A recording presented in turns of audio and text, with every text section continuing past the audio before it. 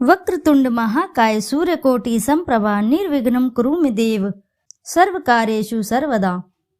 ओम श्री गणेशाय नमः। समतापुर नगर में मधुसूदन नामक एक व्यक्ति रहता था। वह बहुत ही धनवान था। मधुसूदन का विवाह बलरामपुर नगर की सुंदर लड़की संगीता से हुआ था।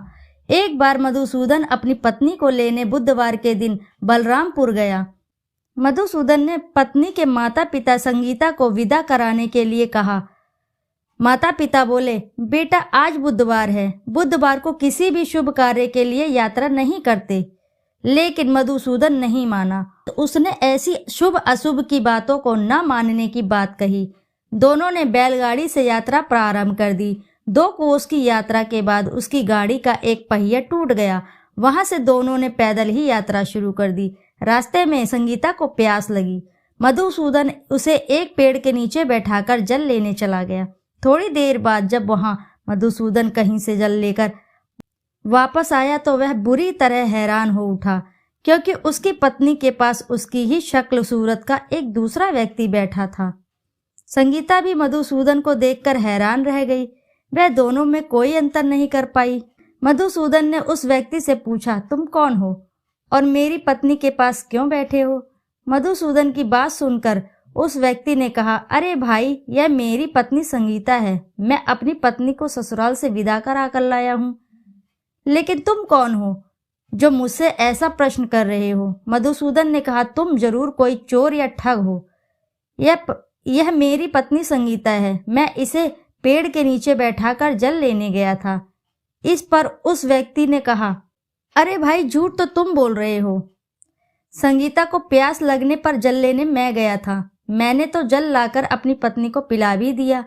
अब तुम चुपचाप यहाँ से चलते बनो, नहीं तो किसी सिपाही को बुलाकर तुम्हें पकड़वा दूंगा।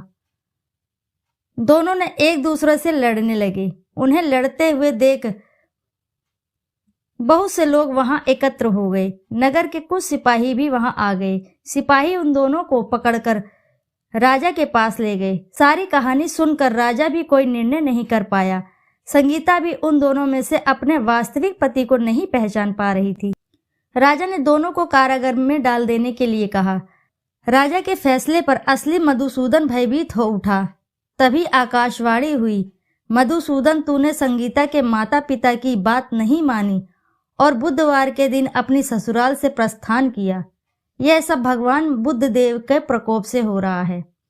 मधुसूदन ने भगवान बुद्ध से प्रार्थना की कि हे भगवान बुद्ध देव, मुझे क्षमा कर दीजिए। मुझसे बहुत बड़ी गलती हुई।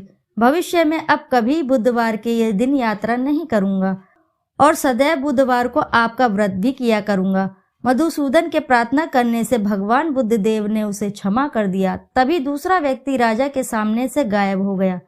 राजा और दूसरे लोग इस चमत्कार को देख हैरान हो गए।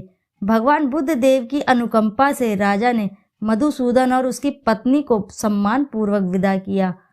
कुछ दूर चलने पर रास्ते में उन्हें बैलगाड़ी मिल गई। बैलगाड़ी का टूटा हुआ पहिया भी जुड़ा हुआ था।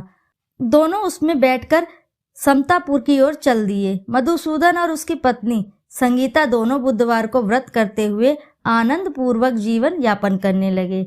इस तरह भगवान बुद्ध देव की कृपा से उनके यहाँ खुशियां बरसने लगी।